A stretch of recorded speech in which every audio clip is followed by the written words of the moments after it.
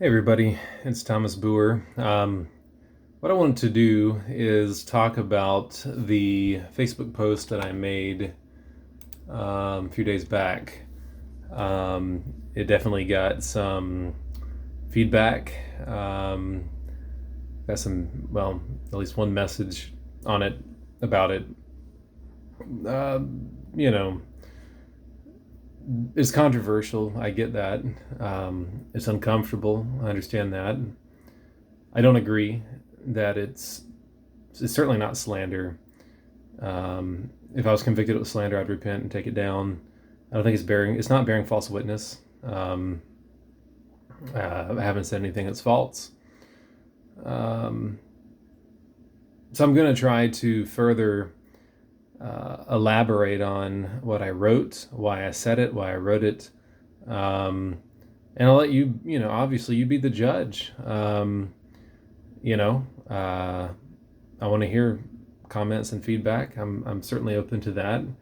I want to say from the outset, it doesn't bring me pleasure to write these things, especially in the case of St. Andrew's Church, when I have people that are still friends and family, classmates that go there, and I'm not even necessarily saying that um, it's wrong to be at St. Andrew's Church, to uh, worship there, or that God is not using St. Andrews in any way whatsoever. I never said that, and I'm not saying that. Would I personally be there? Would me and my family and my wife? No, we wouldn't have been there when right after my wife and I got married. We knew that if we were going to be staying in Florida, we would not be staying at St. Andrews, for a whole host of reasons. Um, Now you have to ask yourself whatever churches are you going to go to? Is the grass any greener on the other side? That kind of thing. But if you follow my posts on Facebook, you know something of the perspective that I'm coming from, and my agenda, and I absolutely have an agenda, is to help people see um, the issues in our Reformed churches in general, our church, the church in our nation. Um, and you can't do that if your Reformed gatekeepers are themselves either compromised or, for one reason or another, unwilling to stand up for the truth at the thick of the battles, where the battle is hottest and thickest, and so on. So the post in question, I had written it, made a very slight edit, I think, within a minute, and then after I saw some people were misunderstanding what I was saying, a couple hours later made a fuller edit to it. I don't have like screen grab or I don't know what you call it, where you can share your screen. So you're just gonna have to listen to me read it or go to my Facebook page if you're not sure what I'm talking about. So the original form of what I wrote, if you really want to wake up rather than get woke, then understand that it is quite possible Burk Parsons, Michael Kruger, and Ligon Duncan care more about retweeting and scratching each other's backs than actually knowing and shepherding their sheep. Reform/biblical virtue signaling is a thing. The inner workings and what goes on behind the scenes isn't what's presented and projected for public consumption. All right, so there's a lot in there, in that one little paragraph. I'm referring, there's a picture on Facebook that I linked in this comment of Burk Parsons. I don't know if it's called retweeting or what. He's got a tweet of Ligon Duncan, who is talking or linking to Michael Kruger, who's the president of RTS Charlotte, on Wisdom Wednesdays, right? Which is, I guess, what they videos they put out or clips or whatever for RTS. And it's like a little clip, and you click it, it's a little bit longer clip, 4 or 5 minutes, and it's just basically talking about how preachers need to preach better, need to preach with conviction, with passion, and the writing for the tweet, they say he's talking about pastors knowing their sheep better, and so I did respond in that in part, but as I looked at it, it's kind of like, well, yeah, it is. It says here, drawing on observations of our culture, Michael J. Kruger advises pastors to connect with the needs and questions of their congregants. And the video kind of talks about that. But the fact of the matter is, you know, that's what the Reformed Seminary is saying it's about. Ligon Duncan is sharing it positively. Burke Parsons is sharing it and says, I completely agree with my brother, Michael J. Kruger. He is right on. Every pastor, every elder, and everyone training for pastoral ministry needs to listen to this. I'm looking forward to having Mike with us at our national conference next year, Lord willing. Okay, so in and of itself, there's nothing scandalous about this.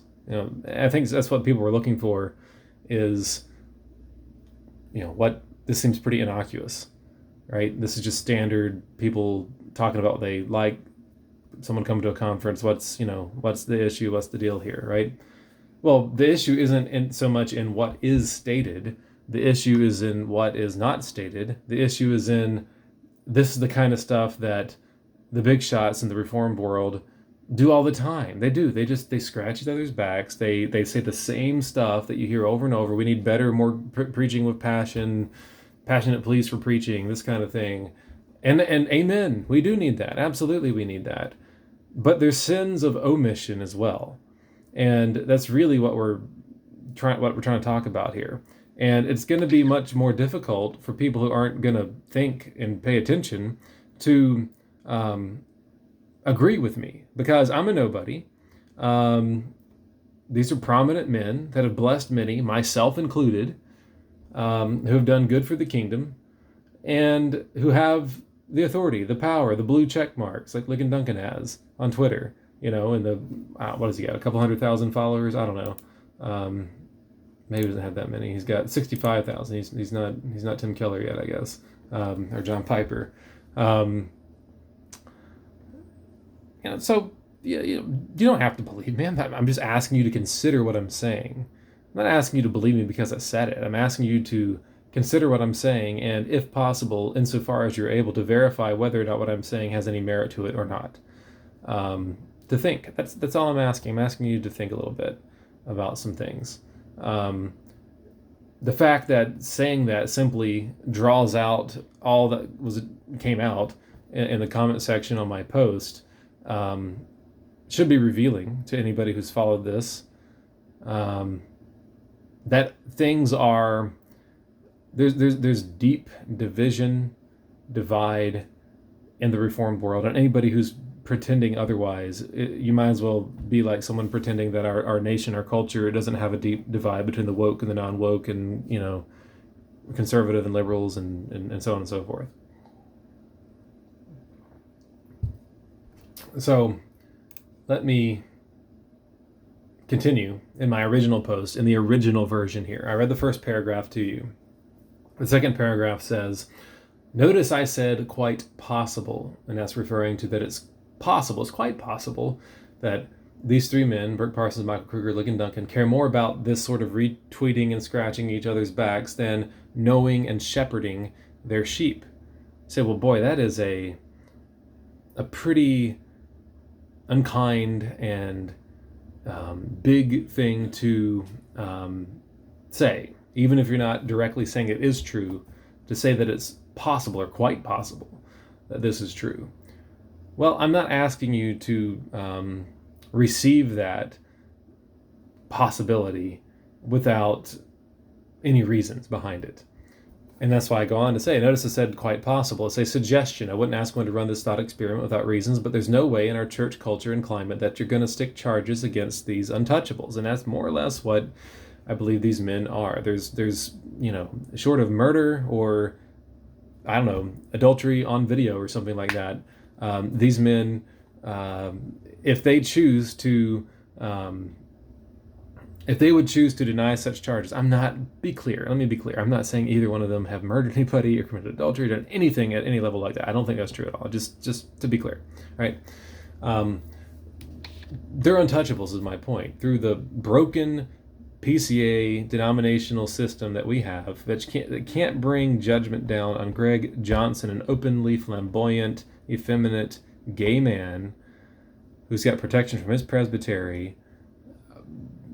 Yes, they're making efforts to make certain changes in the PCA, but it's a Herculean effort, to say the least. If they can't bring charges against Greg Johnson, and this has been going for years now, do you really think that if there was anything amiss of a lesser degree that charges are going to be able to stick to certain prominent conservative men, ministers, and so on. I don't think it's a stretch to say no, it's not going to happen, right? Um, and so I said, yeah, sometimes they also get false or half-true charges and accusations made against them. Of course they do. They're prominent ministers. There's the wackadoodle people out there. There's those who misconstrue things. There's those who just are envious or covetous or jealous or whatever, and they're going to exaggerate or completely fabricate out of whole cloth charges that have no basis in reality, or petty grievances that they try to say is an offense worthy of being defrocked from the ministry. Ministers, pastors are not perfect. They're not sinless. Blamelessness is not sinlessness. And so if you've ever been aggravated or grieved by a minister, you don't have grounds to play a victim, cry out "me too," suck your thumb, and demand that this minister be removed from the pulpit. I won't countenance that. I won't go for that. And I do think that probably these ministers have had charges that are just absurd like that. Okay, so this is not me saying there's some super scandalous, like, George Soros is behind all this kind of thing with these men. Although if you do read some things in some circles of Russell Moore, you might wonder where certain funds are coming from, but that's another story.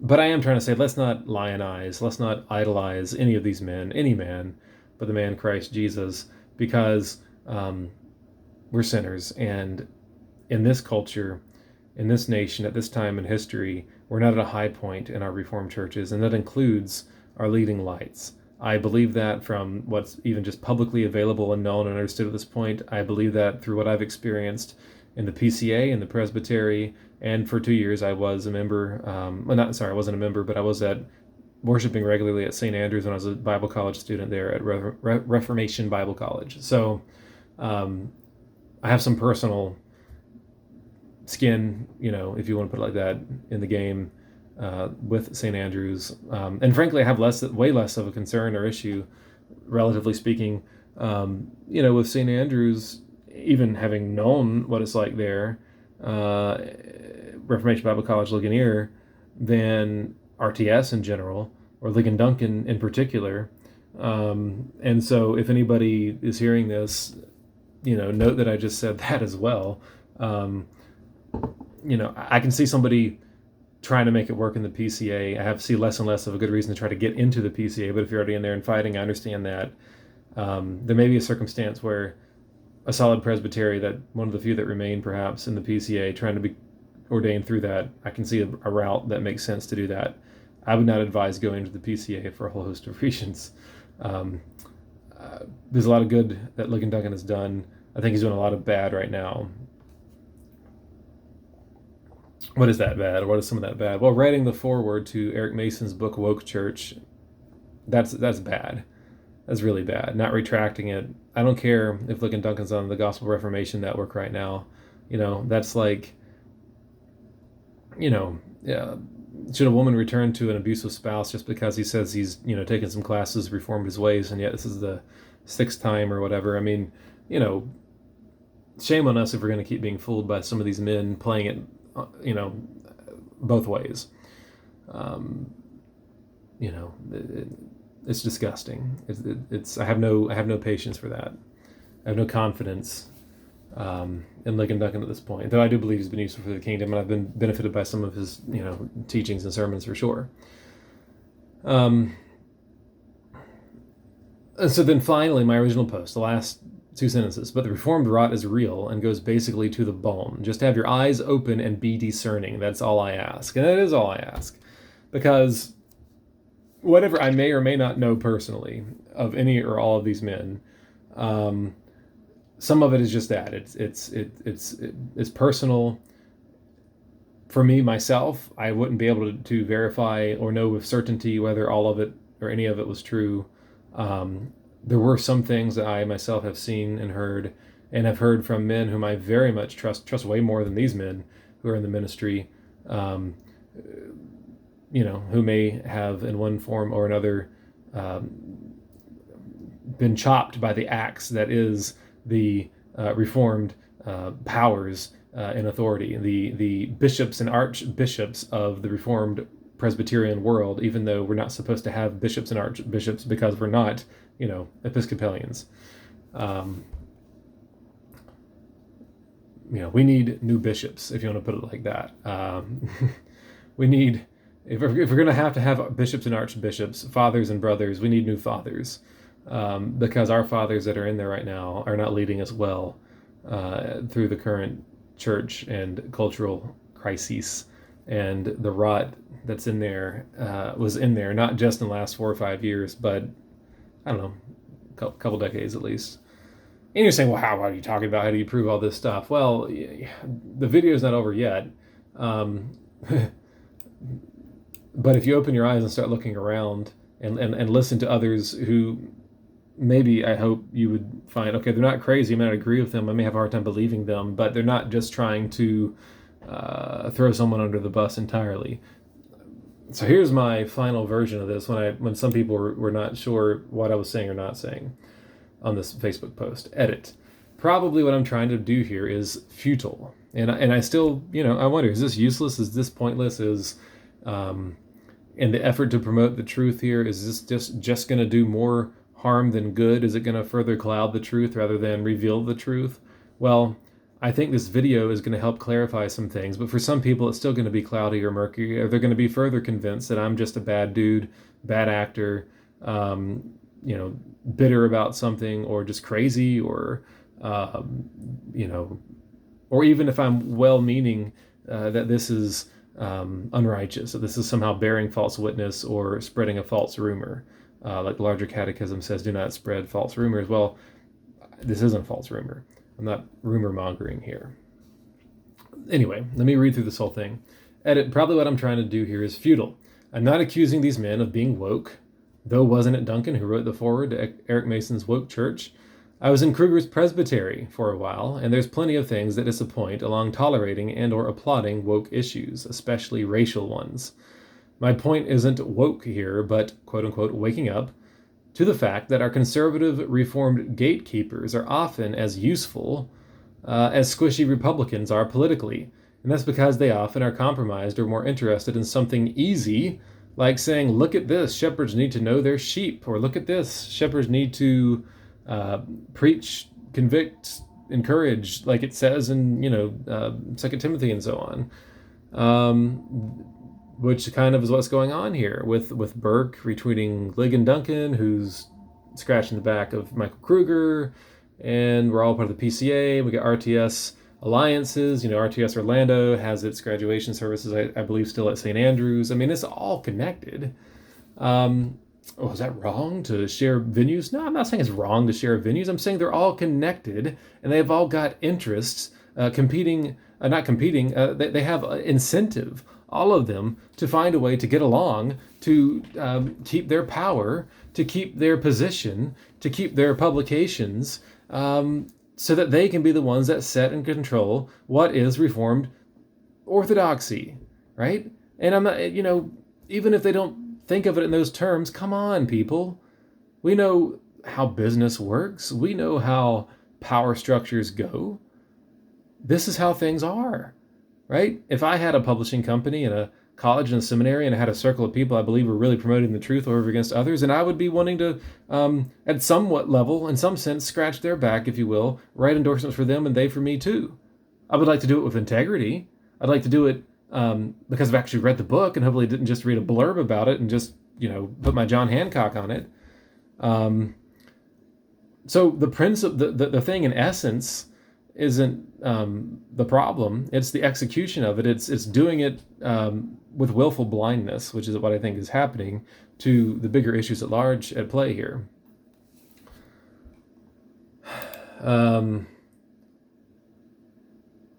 Let's see. Sorry, I should have kept reading. Meanwhile, for a variety of reasons, I strongly question how well these men know their own sheep in general. Why am I saying that? Well, there's a lot of reasons. Some of that would be, frankly, privately, things I know personally, privately, or from other men and ministers who I trust and value their word. There's no reason for them to lie. but even just publicly, right? If you understand what they're focusing on, look at what they're tweeting about, what they're not talking and tweeting about, what they're not saying, what they are saying, there's a certain narrative that's coming across here that's going to focus on preach the word faithfully, convict, rebuke, exhort, but we're not going to rebuke wokeism in our churches. We're not going to straight up rebuke a Greg Johnson. We're not going to just come out and, call out cancel culture or social justice warriorism because it's within our own denomination, and that's going to create some skin in the game for us, and so we're not going to do that, right? That seems to be what is the reasons. I don't know for certain all the reasons, but we know human nature, and the fact is we see what they talk about and what they don't talk about, what they tweet and what they do not tweet, what battles they choose to pick and fight, and which ones, the main ones, that they just largely ignore. That's dereliction of duty. That's what that is. These men would never lead a Protestant Reformation. So, meanwhile, for a variety of reasons, I strongly question how well these men know their own sheep in general, because you're out here tweeting and posting all the time, but not fighting where the battles actually are. In many cases, and I don't see them tweeting where the real battle and fault lines are. That's because some of them are interested in doing the splits in an absurd effort of straddling the widening fault line, and then they'll have to pick sides or get swallowed up by the cracks. Where are we at here? If you really want to wake up rather than get woke, then understand that it's quite possible Rick Parsons, this is all back to the original thing that I wrote. The only thing I added in parentheses about them scratching each other's back, knowing and shepherding their sheep, is I would certainly hope in their hearts and minds this wouldn't be something they are conscious of. I'm hoping they're not consciously just, we're going to compromise, let's just keep it going, we've got the power. I'm not accusing of that. For me personally, I don't rule that possibility out, that it's come to that point for certain men in the Reformed world that have the badge of being a conservative stalwart, that at this point they're just like, I really should speak out on this, but that's going to be hard. It wouldn't surprise me, but I can't level that accusation. But it's so blatant. It's so clear what needs to be said and addressed, and it's just not being done. And so yeah, these are suggestions. These are things to think about. And I do add here, in saying all this, I'm not implying these men are outside the kingdom or are useless to the kingdom. Each have helped me and many others. We know also that there's a lot of wood, hay, straw, stubble that is burnt up in the work of a minister, and I preach that to myself as well. I am a minister, and there's going to be many things that I do that I should not have done, or things that I should have done that I did not do, that only by the grace of God is going to be covered. But we don't get rid of the wood and stubble, hay and so on, without pointing it out and dealing with it. Pretending it's not there isn't going to help anybody. So I say the Reformed rod is real and goes basically to the bone. Just have your eyes open and be discerning. That's all I ask. If you've had good experiences with these men and their ministries and others in the Big Eva Reformed world, continue to be blessed and benefited by them. There's blessings and benefits to have by them. I'm not saying throw the baby out with the bathwater. I'll continue to read some of their books on certain subjects and certain videos to be aided by them. But don't deceive yourself. If your experience has been different with these and or other men in the Reformed world, and by experience I don't just mean you got your feelings hurt, but you've actually been sinned against, address it as best you can, biblically, honestly, fairly. Don't go to sleep or say, well, that's just the way it is these days. I've been told that plenty of times in various contexts about the Reformed Church today. It's just the way it's going to be forever if we keep acting like that. It's just going to get worse. And so I say, until we honestly, fairly, and righteously demand what God demands, we will not get what we need from the American church. And that's my concern. This concern isn't about Burke Ligon or Michael Kruger in particular, but the Reformed engine in general, which is kind of a micro-expression of the conservative-ish evangelical church right now, and its downgrade. It's slipping, it's being silenced when it needs to speak up, and speaking up on things that are, standing for things that are not true or right. And I don't want to fly away in just vague generalities here. I mentioned Ligon Duncan's foreword to Woke Church. Michael Kruger's wife, Melissa Kruger, this is public knowledge, it's publicly out there, is doing a podcast with Jasmine Holmes and Jackie Hill Perry. These ladies are both Black, and that's relevant because that's where we are today. They're out in RTS, they're out in Charlotte, North Carolina. In that presbytery, you have a minister like Howard Brown, who's written a chapter in All Are Welcome, Torde Multi, what is it called? Torde Multi Everything Church, which is edited by Leon Brown. Each chapter has a different author, and Howard Brown is one of the authors of one of the chapters, and I had the displeasure of sitting through a presbytery sermon that was a white guilt sermon by him on, I think, Revelation 5 or 6 or somewhere in there, and it was just awful teaching, awful exegesis. This man should not be a minister. He's provoking racial flames, and most of the old white men who you would have probably considered more conservative in that presbytery with RTS Charlotte, Michael Kruger, and them were just amening him and, I guess trying to atone for their white guilt or something. It was repulsive. It was disgusting.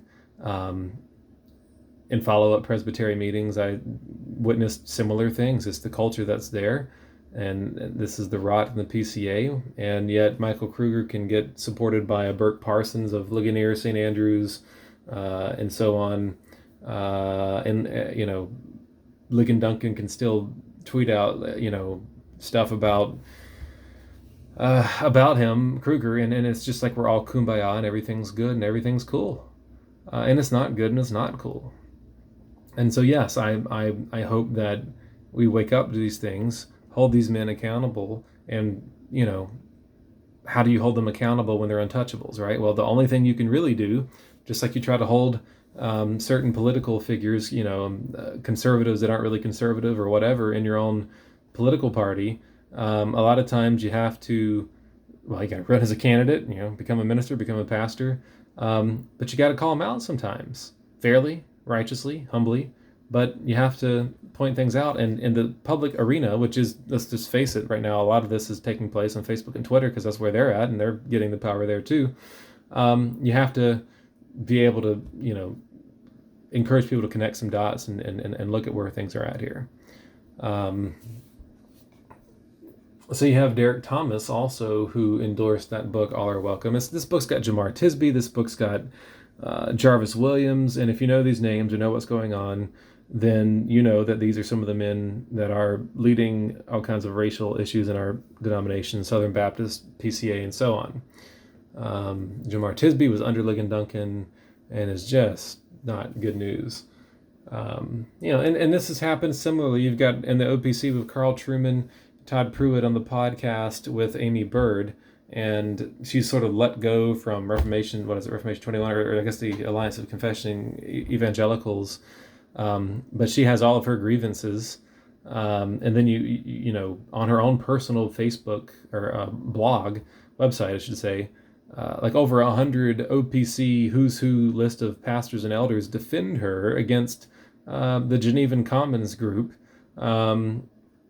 and just rush to help this supposed damsel in distress while she's basically functioning like a prophetess or something like that today, undermining the authority of God's word, further eroding masculinity and femininity and manhood and womanhood and biblical patriarchy or complementarianism or whatever you want to call it, doing this unabated and getting other men, elders, in her own church, in trouble for not sufficiently spying on people for her.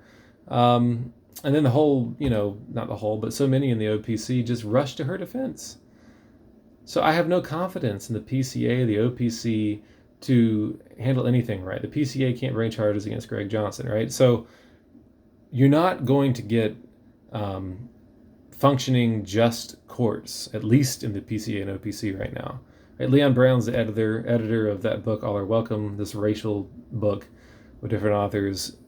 Since I believe he wrote that or edited that book and contributed a chapter, he went into the ARP. Derek Thomas endorses the book. He's in the ARP of historic First Presbyterian Church, Columbia, South Carolina, where Sinclair Ferguson used to be. I talked to a man who is a big Derek Thomas supporter. I think went to his church or the seminary where he's at. Is he in Atlanta, RTS Atlanta? I can't remember. I just said, look, you're talking like he's all fine and dandy here. Why is he writing endorsements for books like this? And the dude deleted my comment, gave me this private message. You shouldn't talk like this, like about this guy. He's solid. This is just baseless accusations or something. I said, is it? I give him the link to the book and show him where it's at, and he was pretty surprised. And then he went to Derek Thomas and asked him about it, and something along the lines of, yeah, I know Leon Brown and I appreciate him or something like that.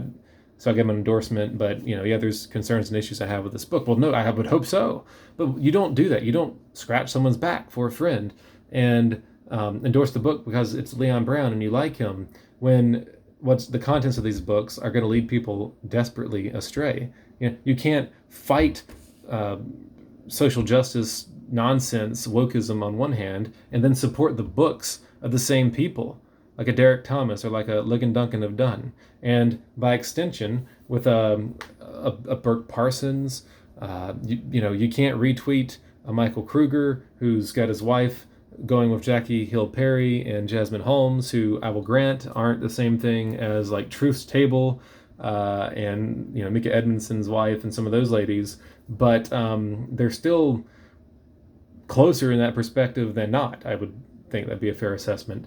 Jackie Hill Perry wrote Good Girl, Gay God. When you're sidling up to some of these positions and, publicly you're not speaking out against these things, but you're actually endorsing or promoting them through one form or another. And then you're saying, well, I can't wait for this man to be at our national conference. I'm saying, I don't want to associate just with what's publicly known. I don't really want to be associated with men who can't speak out against these things, but are going to endorse these things. You said, well, Ligon Duncan's part of the Gospel Reformation Network. Well, sure, he is, but he's also not retracting his endorsements of Eric Mason's woke church, right? It's been several years now. It's not like this happened a day ago or a month ago or something, right? There's plenty of time to come out, but that's a hard thing to do. And it would be an amazing thing to do. It would be such a blessing to the church if these men would do that, but they don't do that. They don't have, it's not in them to do this, apparently, right? And so I'm saying we need better gatekeepers and better establishment to lead us if we're going to ever have real reformation and revival in this nation. Now, all that I think is hopefully well and good, and you understand, at least at some level, even if you don't agree with me, where we're coming from. But yes, I certainly insinuate that perhaps the public persona is not what's going on behind closed doors privately. Yes, absolutely, I intended to draw that out on some people's minds to think, well, could that be? I'm thinking, well, do you really think that anybody presents themselves publicly the way that things actually go on privately? First of all, does anybody do that? Well, no, we don't go out airing out our dirty laundry. So there's a word to, don't lionize, don't idolize these men, but also to think about, okay, if they've got these types of concerns, and they are real concerns, publicly, and that's public, what do you not think that this could be a little bit like a tip of an iceberg situation where privately there's more problems and things that are going on? Well, a friend of mine from Bible college who's in my wedding, Daniel, comments and says, and this is in reply to another person who I think in part misunderstood my original post, said Burke's his pastor, he's not woke or insulated, et cetera, et cetera. I made a few comments to him, said, look, I was there. I met not privately, even though there was a time where I thought it was going to be private with me and my wife, but to meet with him, it was him and another pastor.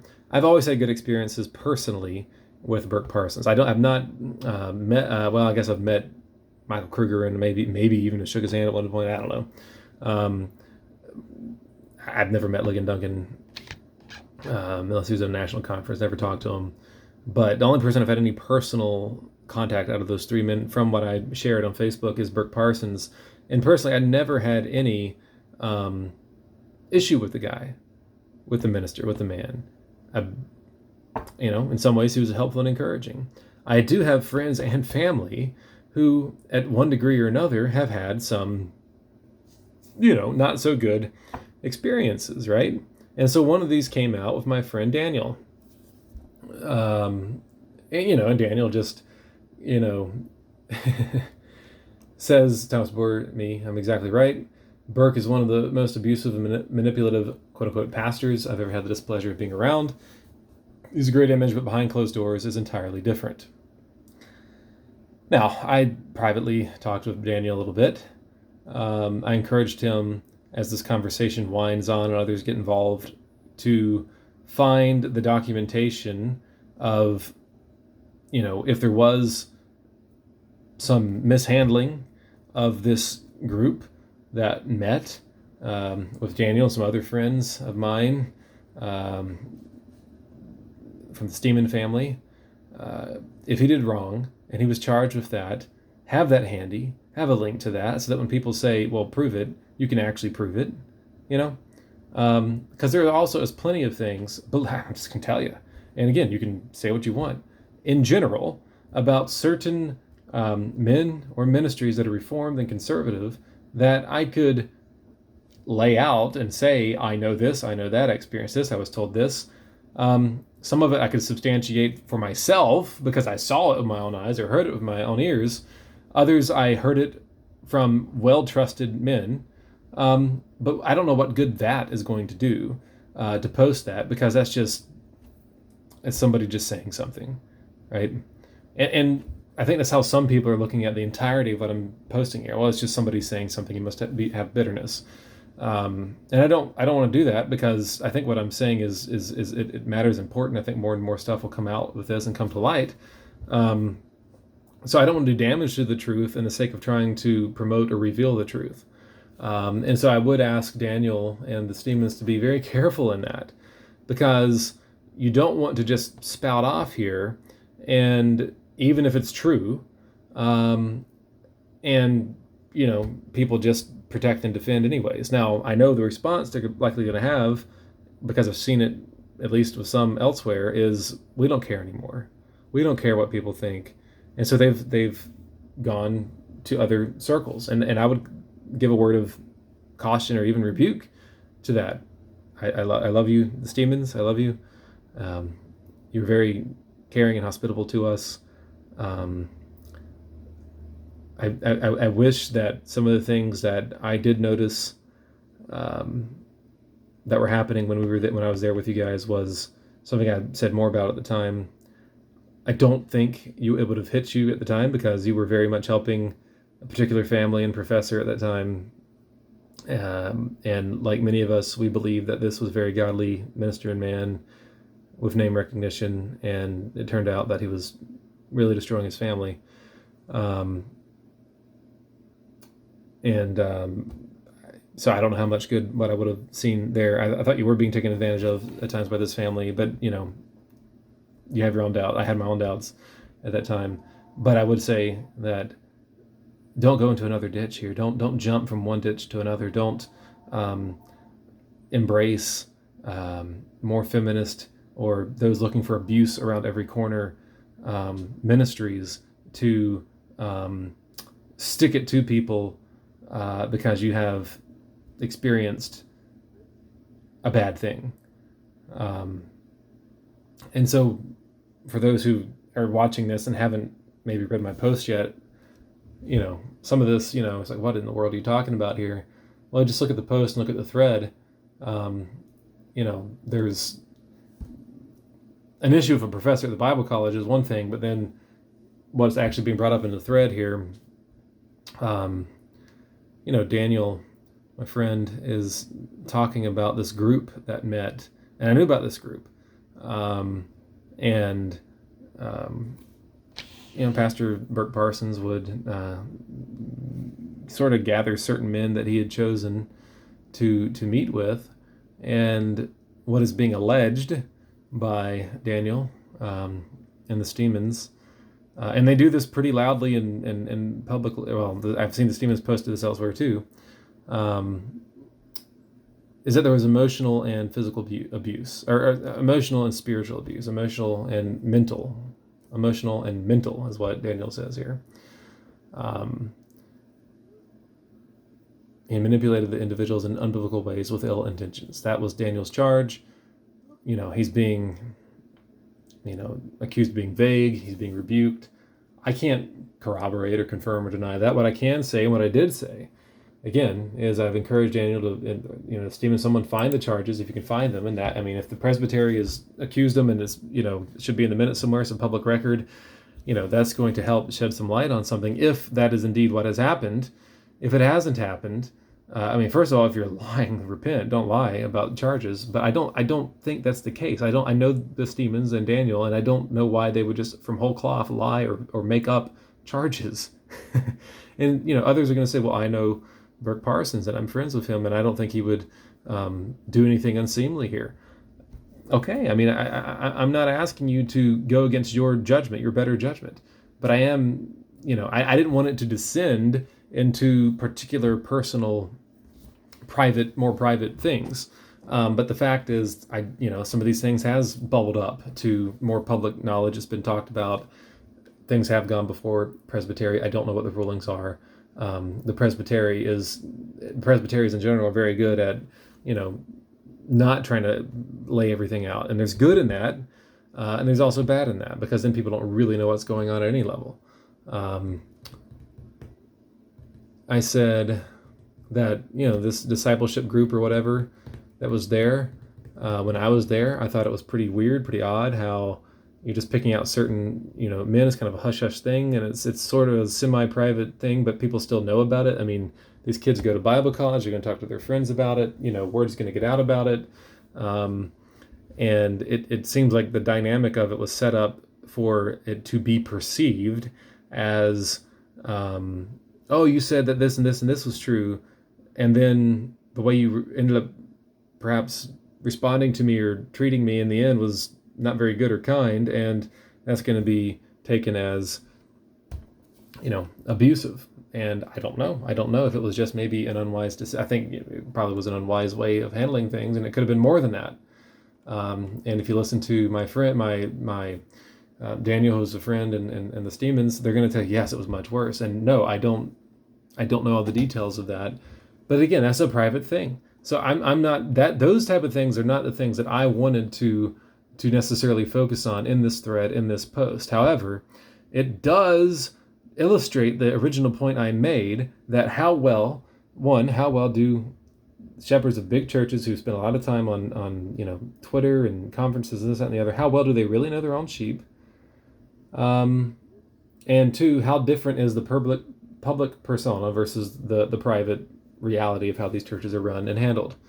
My wife went to St. Andrews for a long time and said that she really hardly knew her elder that was supposed to be watching over that group of families, which included her family. She said there was like a public picnic once a year, which I guess you could go to if you wanted, but other than that, there was really no spiritual oversight from the elders, at least for this particular elder, over her. And you hear other experiences, and you can sit there and say, well, this was 8 years ago. You can say things have changed now. You can say, well, this is just you talking. I don't have to believe this. No, you don't. You don't have to believe this. But why would people make these things up just whole cloth out of thin air? I have friends and family who I love and care about, who are not going to like or even probably appreciate me saying this here. Am I doing this because I hate them or don't like them or want, Thanksgiving and Christmases to be awkward and uncomfortable? No, I'm not doing it for that. I'm doing that because I love my friends and family, because I love these pastors and ministers, and because there's real concerns that are there, and somebody needs to say something about them, even at the risk of being treated as crazy or on some sort of vendetta or whatever. It needs to be talked about. We have to say what we see with our own eyes. And I would encourage other people who know of public matters or verifiable matters that can stand up to scrutiny, of any minister, reformed or not, anywhere where the truth can be uncovered and promoted, and false presentations be destroyed for the sake of Christ and his kingdom, to speak up and do so. Now, probably part of the issue is, just like the threats that immediately came out against Daniel was, if you're a member of a PCA church, this is a punishable offense.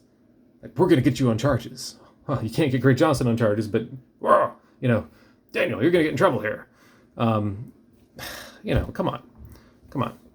And I don't know, maybe somehow, you know, Daniel will be brought up on charges. I think that's probably blowing a lot of hot air. But we know how these things work. Even if you're brought up on charges, somebody's going to take you in. I mean, it's just how things are. It's a little bit of the Wild West right now in our nation and our churches to begin with. So we have all these factors at play. And so there was just this tweet that I saw, and it was just so emblematic of the kind of stuff that goes on in Twitter reformed world all the time with establishment conservatives who, again, in many ways have done many good things, but, you know, to me are just fumbling, dropping the ball in this national cultural moment quite a bit. I mean, to just go back again, that Howard Brown minister, black minister in the presbytery that my church used to belong to when I was in the PCA. I'm no longer in there. And so, you know, whatever, you can go hunt me down if you want in my own presbytery.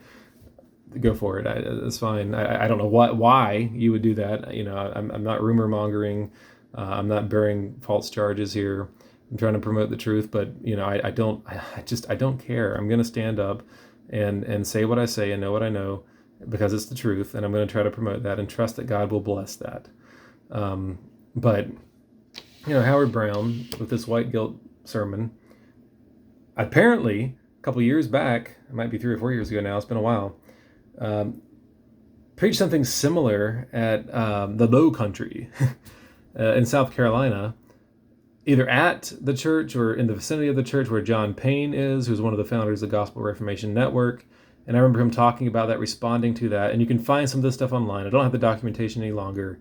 You can do the looking up if you want to, if you care, and are open to at least considering that what I'm saying is possibly true or not. If you're not, then fine. I'm not going to waste my breath and look it up for you anyways.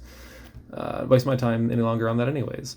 And so I don't doubt that some of the need for the Gospel Reformation Network came further into mind probably for John Payne in light of the message, another similar probably white guilt sort of message that was given.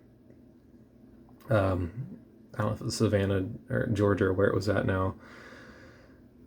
But John Payne was not happy with that, and you can find some of those documents online. And so you've got this weird thing where Ligon Duncan is part of the Gospel Reformation Network, and yet, you know, is writing forwards to Woke Church, Eric Mason's book. You've got Derek Thomas telling students and others he's against some of these things, and then writing blurbs that support these issues, these matters. So this is speaking or acting with a forked tongue. I don't know how else to describe it.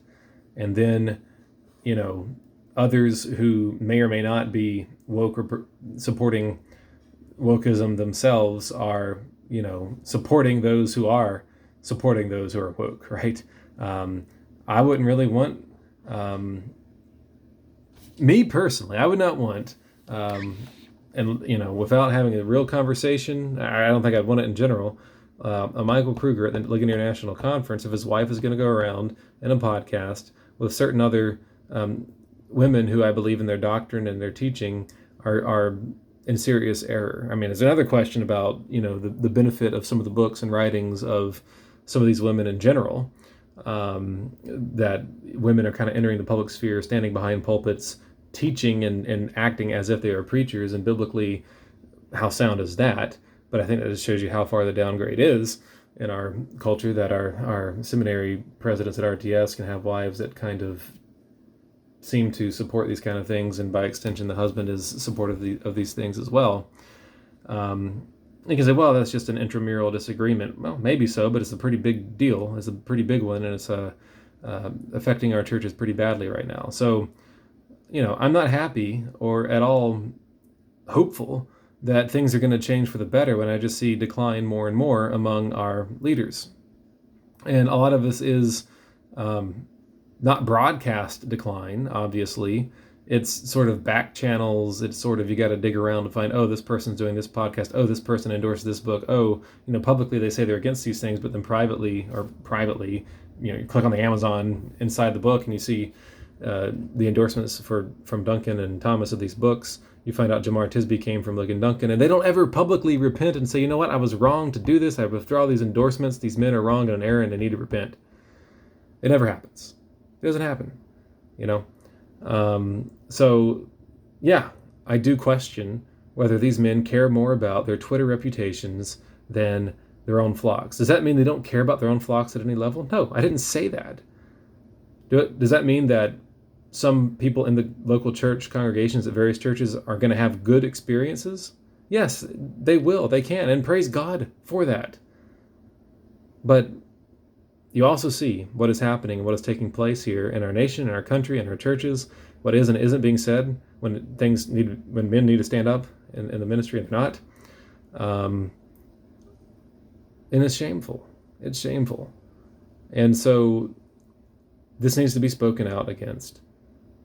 I love the Reformed faith. I love the good things that godly, prominent men in the Reformed movement have done.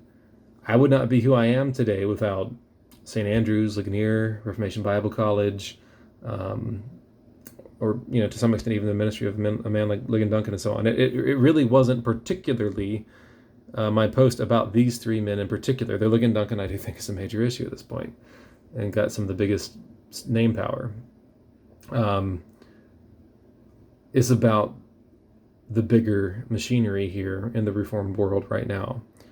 Voddie Baucham wrote the book Fault Lines, and he talks about how it cuts right through, the Reformed world even.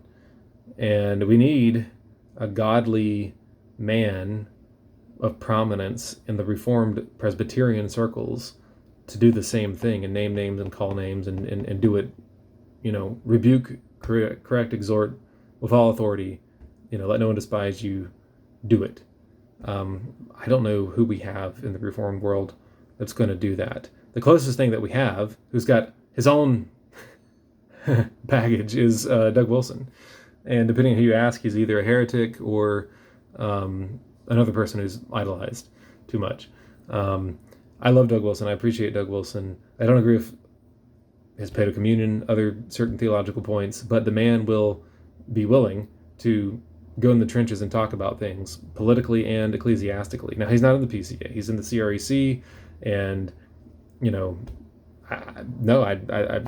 have different concerns about the spectrums that are in there, but at least he will write in the public arena and talk about some things. And once you get around the embargo of Doug Wilson and realize 4 years ago he distanced himself from Federal Vision, confessed that some of his friends who were associated with Federal Vision and what they believed was not what he actually believed, and he sees that now. I think Rick Phillips and Richard Gaffin and a few others he names specifically as those who helped him see these things. And so he actually publicly acknowledged error, acknowledged sin. I think he uses the word sin in that post. I'll just look it up since I know a lot of people who aren't going to like what I'm saying are just going to be committed to a certain narrative. Let me see.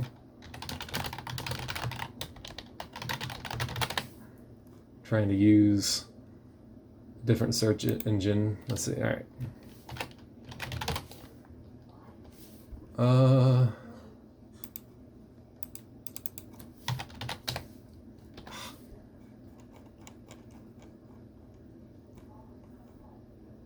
I'm not going to read through the whole thing right now. It's a side issue anyways.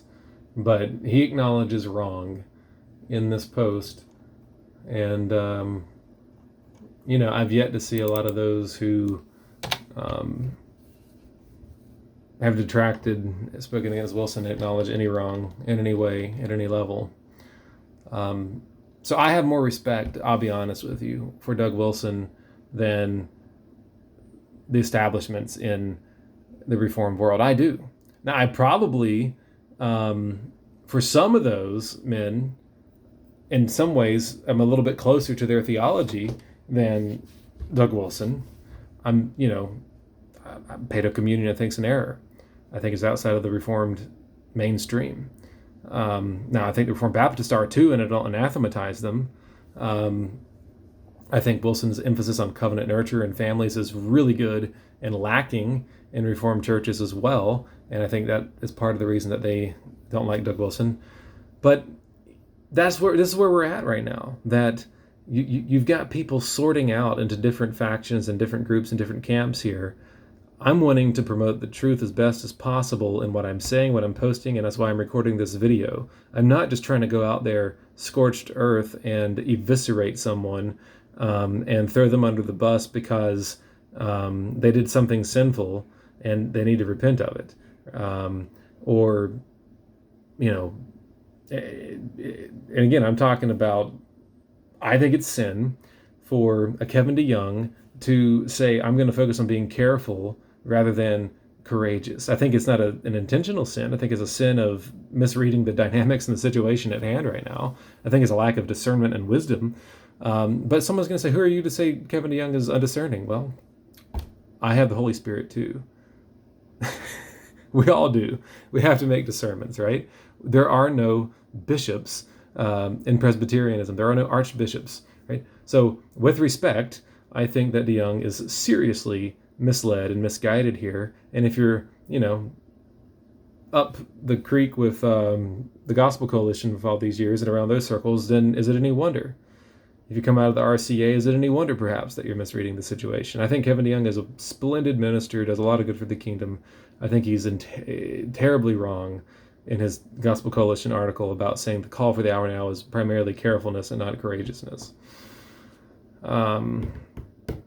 So may God use this for his glory and the good of his church. And may his kingdom come and will be done on earth as it is in heaven. Thanks and God bless.